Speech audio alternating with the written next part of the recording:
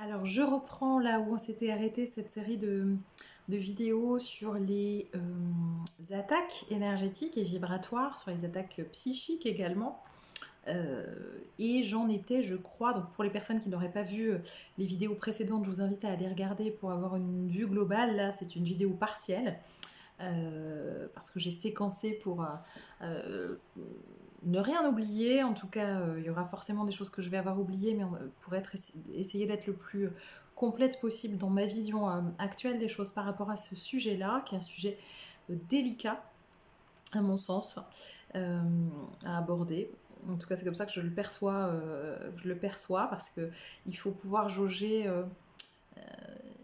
Il faut pouvoir donner de l'information pour être en capacité de discernement et en même temps sans verser dans la peur, ce qui ferait encore l'apanage de- des, des, des zones, des espaces, des endroits peu lumineux.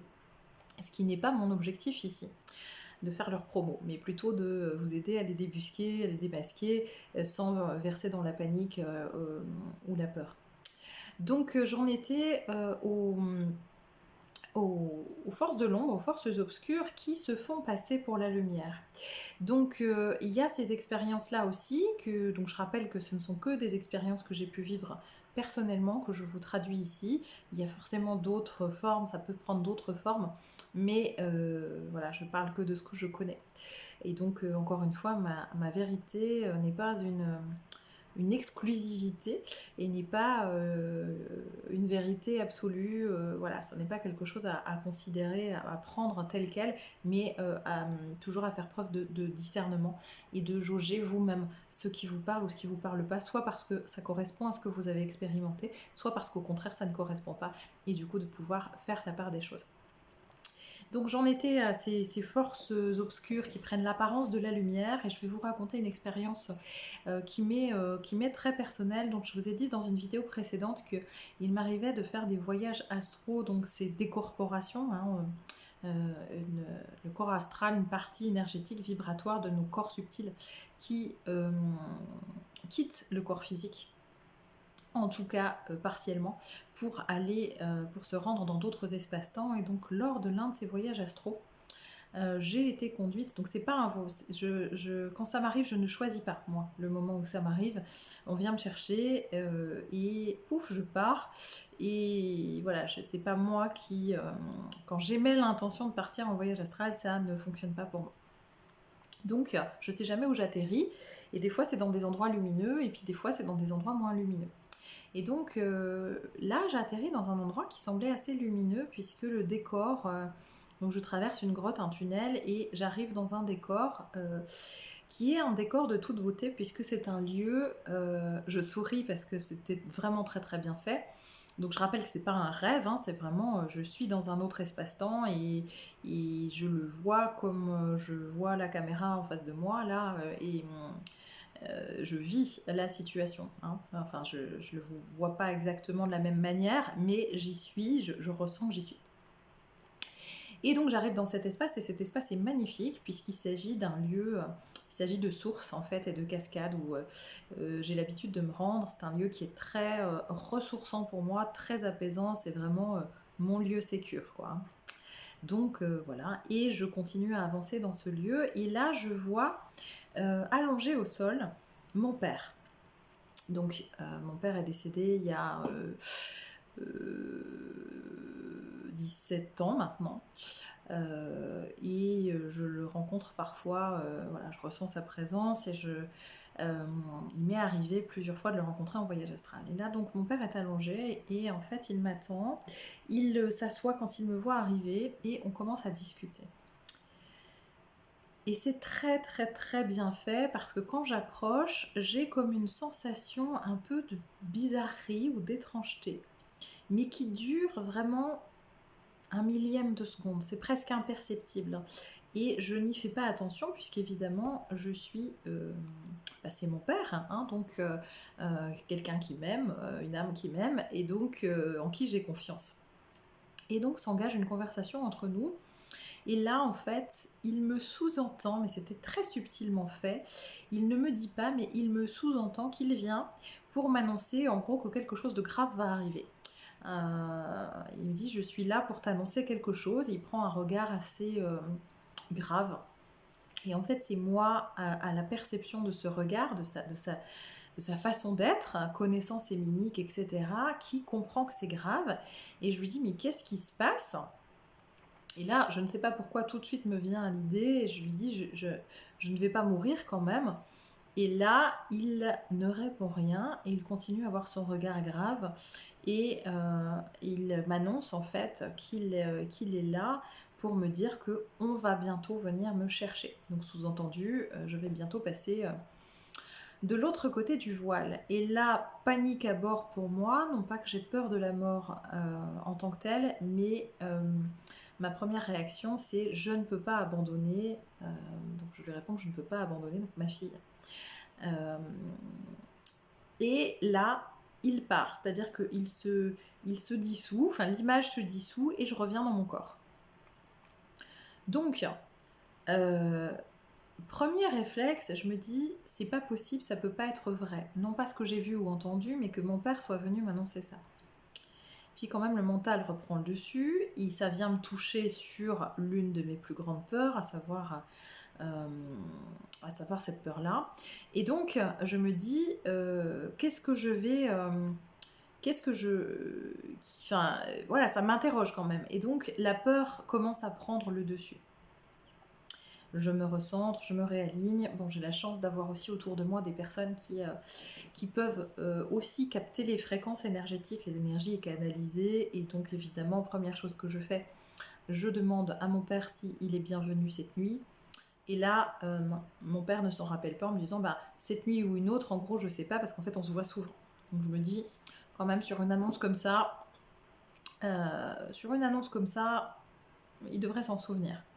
Je demande aussi au guide confirmation, parce que quand même c'était un sujet important pour moi, parce que je me dis c'est pas impossible, étant donné que c'est un être qui m'aime, qu'il vienne me prévenir que quelque chose va m'arriver, de manière à ce que je puisse me préparer. Hein. C'est aussi une éventualité, il y a des personnes à qui ça arrive, donc je me dis c'est pas à exclure, donc il faut que je me prépare éventuellement à ça. Mais bon, avant de demander ces informations-là, quand même j'ai toute une journée pour cogiter ça, et quand même il y a un truc qui colle pas. Et ce truc qui colle pas, c'est cette micro-sensation de millième de seconde dont je vous ai parlé, euh, où, où je me dis ça colle pas. Et en fait, je peux pas vous l'expliquer. L'avatar, je vais l'appeler ça comme ça, l'avatar de mon père, dans son corps physique, était parfaitement constitué. Sauf que il y avait un petit truc qui clochait. Je ne peux pas vous l'expliquer au niveau de son corps. Euh, Tout était parfaitement géré, sauf un petit truc. Comme quoi, c'est très important de faire confiance à notre intuition et à nos ressentis, parce que si je n'avais pas eu souvenir de ce petit truc qui n'allait pas, eh bien, j'aurais adhéré complètement. Et si j'avais continué à adhérer complètement à ce qui m'avait été dit, eh bien, effectivement, ça aurait généré quoi? Bah, de la peur, de la panique, euh, de la crainte, parce que même si on sait qu'on va tous mourir un jour, on n'a pas forcément envie de savoir quand. En tout cas, si c'est plutôt qu'à un certain âge, on n'a pas forcément, enfin moi j'ai pas forcément envie de le savoir. Donc c'était vraiment très très très très bien organisé. L'objectif de tout ça c'était quoi? C'était bon bah elle est plus réceptive à la peur, en tout cas aux attaques directes. En tout cas, c'est pas que j'y suis plus réceptive parce que ça serait prétentieux de ma part que de prétendre ça. Hein. Je peux continuer à être dans des peurs, mais ces peurs sont plus gérables pour moi qu'avant. Et je sais ce qui est en train de se passer, donc du coup, je peux mettre de la distance. Ça n'a plus du tout la résonance et l'impact que ça pouvait avoir auparavant. Donc, ben, échange de tactique.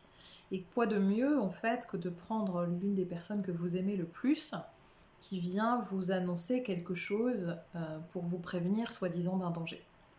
Et donc, l'objectif derrière tout ça, c'était quoi? C'était de me déstabiliser. Hein, c'était de générer, en fait, un état de panique intérieure qui aurait abaissé mes fréquences vibratoires et qui ne me permettrait plus d'investir mon énergie au bon endroit. C'est-à-dire que j'investirais mon énergie, je dirigerais mon énergie vers la peur et les inquiétudes plutôt que de la diriger sur le travail de lumière qui est à faire. Voilà. Voilà pour cette expérience-là. Il y a aussi, je crois que j'en ai déjà un petit peu parlé dans une vidéo précédente, il y a aussi ces pensées, cette télépathie qu'on peut vous... ces pensées obsédantes qu'on peut vous inculquer. Vous savez, par exemple, tout ce qui est ce qu'on appelle, nous, dans notre jargon de psychologue, les phobies d'impulsion. Une phobie d'impulsion, vous avez peur, par exemple, ça peut être très fréquent chez les mamans, enfin fréquent. Euh, c'est connu que ça peut exister. Les mamans à la naissance de leur bébé qui ont peur de jeter leur bébé par la fenêtre.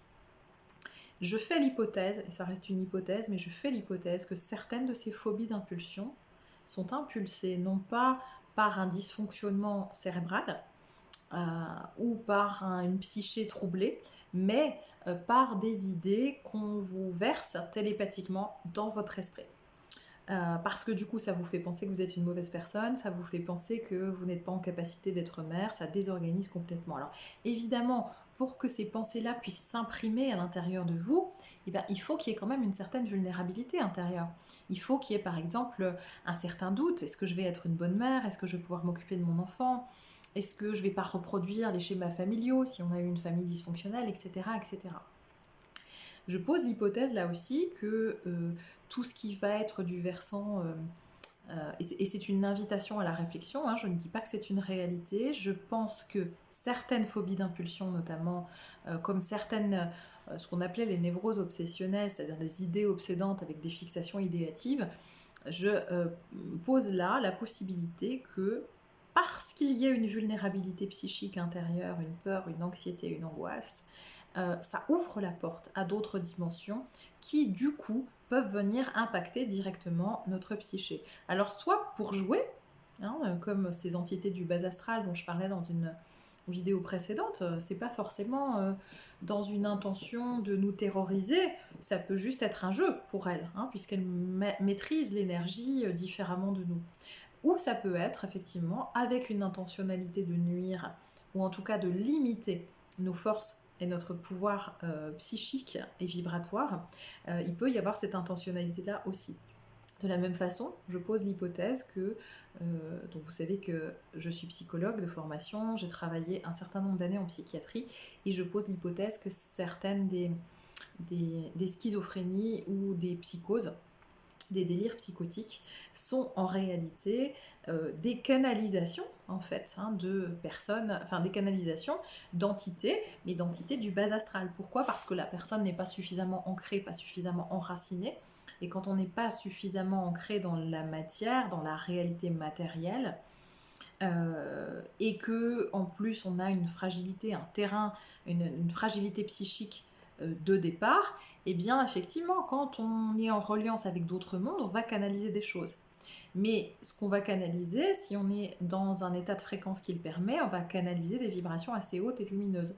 Si on est alourdi, en état de dépression importante ou en état d'insécurité permanente, on va capter aussi ce champ de fréquence, des champs de fréquence, mais qui vont être en reliance avec le nôtre, et on va capter des entités du bas astral, par exemple, qui, elles, aiment bien nous taquiner, aiment bien jouer avec nous. Donc, ces personnes qui peuvent entendre des idées d'agressivité, d'auto-agressivité, hein, d'automutilation, etc., ou d'hétéro-agressivité, c'est-à-dire de comportement agressif dirigé vers l'autre, eh bien, je fais l'hypothèse qu'il ne s'agit pas seulement d'un dysfonctionnement cérébral ou d'un dysfonctionnement psychique, mais que ça peut être impulsé là aussi par d'autres champs de conscience, par d'autres espaces de conscience euh, qui s'invitent en fait dans les espaces que nous on a laissés ouverts. C'est comme si vous laissez la porte de votre maison ouverte, et bien n'importe qui peut entrer. C'est un peu ce principe-là. Voilà pour ce que j'avais à vous transmettre autour des attaques psychiques, attaques énergétiques et psychiques et vibratoires. Je crois que, enfin si j'ai forcément oublié des choses, il y a tellement de choses. Si vous avez des questions, n'hésitez pas à me les poser en commentaire. Encore une fois, je prétends pas que ce que je dis est vrai. Je vous explique, je vous signifie simplement que c'est mon expérience à moi. Donc pour moi, elle est vraie, puisque je l'ai vécue dans mon expérimentation personnelle et j'ai pas de doute là-dessus. Mais chacun son expérience. Donc je respecte l'expérience de chacun, comme je vous demande de respecter la mienne. Comment on fait avec tout ça? Alors j'ai déjà donné un peu des pistes au fur et à mesure des vidéos. L'idée, c'est qu'effectivement, plus on va être dans sa force lumineuse, plus on va être dans sa souveraineté, plus on va avoir libéré les blessures, moins on donne la possibilité à ces espaces-là d'appuyer dans nos espaces intérieurs, parce qu'en fait une attaque énergétique c'est ça, c'est on vient appuyer dans un espace intérieur. Soit parce qu'il y a une fragilité dans notre vie actuelle, soit parce que c'est en lien avec une résonance karmique d'autres espaces-temps. Donc la première chose, c'est d'être le plus aligné possible, le plus dans sa lumière possible et le plus dans l'amour de soi possible, quel que soit ce qu'on fait ou ce qu'on pense qu'on a fait. Parce que plus on a d'amour pour nous-mêmes, plus on a d'estime pour nous-mêmes, plus on a de respect pour nous-mêmes, plus on est dans notre propre lumière et donc moins on est accessible ou atteignable sur des champs de fréquence plus bas. Ensuite, il y a des champs de fréquences qui malgré tout ont accès à nous malgré cette lumière. Donc là, c'est déjà de ne pas paniquer. Comme je vous le disais quand je vous ai parlé des implants, c'est de savoir que ça existe, mais que ça ne conditionne pas complètement notre existence. C'est-à-dire que déjà de prendre conscience qu'on est agi, régi dans certains espaces de nous-mêmes, pas dans tous les espaces, dans certaines parties de nous-mêmes par des choses qui nous sont extérieures, eh bien, c'est une réalité, mais de la même façon que quand on vous fait une greffe, eh bien, vous êtes porteur d'une énergie de quelqu'un d'autre aussi, et ça n'empêche pas de vivre. Et effectivement, ça nous demande des ajustements, des adaptations, mais déjà la prise de conscience, c'est déjà, on va dire, plus de 50% de cette énergie qui n'a plus autant de pouvoir sur vous. Parce que la connaissance, la conscience, la connaissance, c'est de la puissance.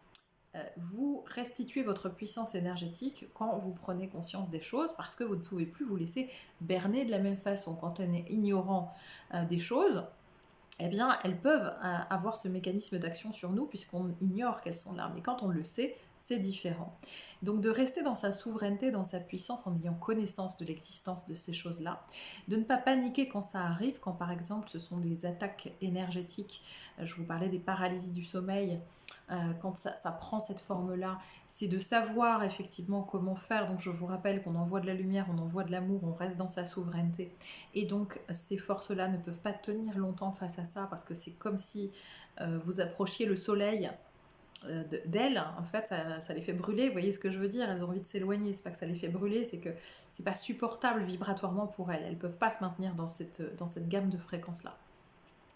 Et puis, il y a tout ce qui recèle de la sorcellerie et de la magie noire, euh, des rituels, etc., qui peuvent avoir effectivement une puissance, c'est pas à sous-estimer encore une fois, ça peut avoir un pouvoir d'action très important, mais dites-vous bien que si ça vous concerne ou si ça concerne une personne de votre entourage, il y a une influence très souvent karmique, que ça ne dure pas dans le temps, c'est pas quelque chose qui peut se prolonger, alors ça peut durer un certain nombre de mois, voire un certain nombre d'années, dans les situations les plus impactantes, mais ça n'a pas vocation à rester toute la vie, et c'est aussi une expérience, un apprentissage, parce qu'une fois que vous avez traversé ça, vous savez aussi comment vous dépatouiller de ça, et puis encore une fois, il y a des thérapeutes qui peuvent vous aider par rapport à ça, qui ont dont c'est la spécificité. Euh, et donc parlez-en autour de vous, il y a souvent des gens qui ont eu recours.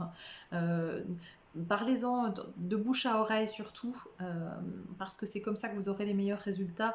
Ne tapez pas sur un moteur de recherche ou sur Facebook euh, ou sur les réseaux sociaux, enfin je cite Facebook, mais en fait les réseaux sociaux en général, n'allez pas chercher de ce côté-là, parce que là vous avez beaucoup de personnes qui utilisent plutôt votre détresse pour vous faire croire qu'il y a des choses. Alors pour vous dire qu'il y a des choses qui ont été enlevées alors que c'est pas le cas, et aussi pour vous faire croire, hein, parce qu'on peut aussi vous dire vous êtes sous l'emprise de la magie noire, alors que c'est pas le cas. Si vous êtes dans vos pensées de fatalité, il m'arrive que des tuiles, j'ai la voiture qui est tombée en panne, et puis après j'ai eu ça, puis après j'ai eu ça, effectivement, s'il y a une récurrence d'événements en chaîne comme ça, dans la durée, avec des expériences conflictuelles, etc., là vous pouvez vous dire que peut-être il y a eu quelque chose de fait, euh, mais encore une fois, je vous rappelle que nous sommes nos propres pourvoyeurs de magie noire, c'est-à-dire que si je me dis j'ai pas de chance, j'ai toujours des tuiles, de toute façon j'attends, je me demande quelle va être la prochaine situation, pour rester poli, eh bien vous la générez. Donc là, vous êtes juste sous l'emprise de votre magie noire à vous, hein. Et donc c'est ça aussi, c'est déprogrammer les schémas, les croyances, faire très attention encore une fois à vos pensées, à vos émotions. Je rappelle que comme les fréquences vibratoires vont très vite, on manifeste très vite ce qu'on vibre. Donc si vous vibrez la peur, si vous vibrez le l'angoisse, les difficultés, la lassitude, eh bien vous allez continuer à activer ces mêmes vibrations autour de vous et ça ne sera pas une attaque énergétique ou alors une attaque de vous à vous, et ce qui est quand même somme toute, allez, 90% des attaques énergétiques de soi à soi. Je dirais ça comme ça. En tout cas, celles qui ont le plus d'impact sur nous-mêmes, à mon sens. Voilà, je pense que j'ai un peu fait le tour de la question, en tout cas pour ce que j'avais envie de vous partager. J'espère que ça vous aura parlé. Je considère que quand on est informé des choses, eh bien, on a plus de prise sur ces choses-là aussi et qu'on peut encore rester aligné et centré en sachant que tout n'est pas parfait et en sachant qu'effectivement, il y a des choses qui se jouent autour de nous. Dans les techniques de ce qu'on appelle protection, vous pouvez bien évidemment appeler, j'ai déjà dû en parler, mais appeler l'archange Michael. Lui, il est spécialisé, entre guillemets, dans le rééquilibrage de ces disparités-là, de ces déséquilibres-là. Alors quand je dis l'archange Michael, pour moi c'est une vibration, c'est pas en lien avec aucune religion ni avec un personnage ailé. C'est un champ de fréquence, une fréquence qui s'occupe de ça. Voilà. L'archange Michael, vous pouvez appeler les 4 archanges aussi, vous pouvez appeler les gardiens des Pléiades si ça vous parle, vous pouvez appeler vos guides évidemment, voilà, faire appel à des êtres de lumière dont c'est la spécialité. Et si vous ne connaissez pas leur nom, peu importe, vous vous connectez à eux et vous demandez, voilà, je demande à être protégé et à ce que la situation s'harmonise et se rétablisse pour toutes les parties concernées, parce que n'oubliez pas que si c'est vous qui êtes victime, entre guillemets, de ces choses-là, c'est aussi parce qu'il y a une réparation très souvent, en tout cas un rééquilibrage à faire, et donc demander le rééquilibrage pour tout le monde. Voilà, et donc si vous ne savez pas qui appeler, demandez simplement aux êtres de lumière qui peuvent vous aider dans cette situation-là à vous défaire, à retrouver, plutôt que de vous défaire de l'emprise énergétique, c'est à retrouver votre souveraineté énergétique et vibratoire. Et je vous assure que déjà quand on fait ça, ça fait déjà beaucoup, beaucoup, beaucoup. Voilà pour ce que je voulais vous dire. Je vous embrasse très très fort et je vous retrouve très vite pour d'autres aventures et d'autres partages en dehors de cette thématique-là, en plus de cette thématique-là. Enfin voilà, on ira voyager dans d'autres espaces. Si vous avez envie que je vous partage certaines choses sur certaines thématiques, n'hésitez pas aussi à me le dire en commentaire. Si c'est dans mes cordes, je le ferai avec plaisir. Voilà, à bientôt.